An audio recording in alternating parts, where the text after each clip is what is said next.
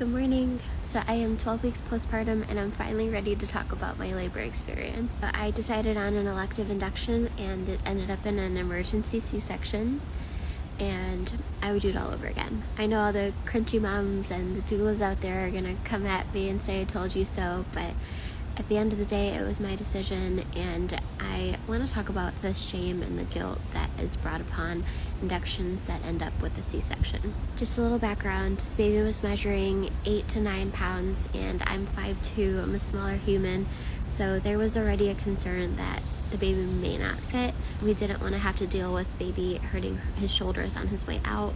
An elective C-section was brought up, but I wanted to try naturally, so we ended up inducing at 39 weeks and 5 days, just 2 days before my due date. My doctor just really didn't want me to go past 40 weeks because with each day, baby's getting bigger and the chances of him coming out safely were getting lower. So I ended up in labor for 14 hours. I was pushing for 3 hours and ultimately ended up in a C-section because he just wasn't moving. At the end of the day, people decide on elective inductions for so many different reasons.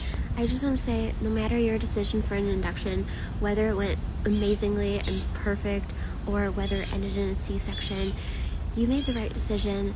Stop playing the what if game, because I've been doing that for weeks and it's just not beneficial. Decisions that you make surrounding labor and delivery and your birth experience are some of the first decisions that you're making for this baby. They're huge decisions, and who are we to shame or guilt other people on what they decide after they've done research and they think they're doing what's best for their baby? So if you want to have a hospital birth, do it.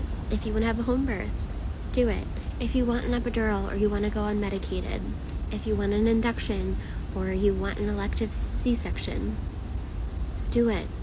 Do your research, do what you think is right for you and the baby, and at the end of the day, as long as you and the baby are both healthy and safe, that's all that matters.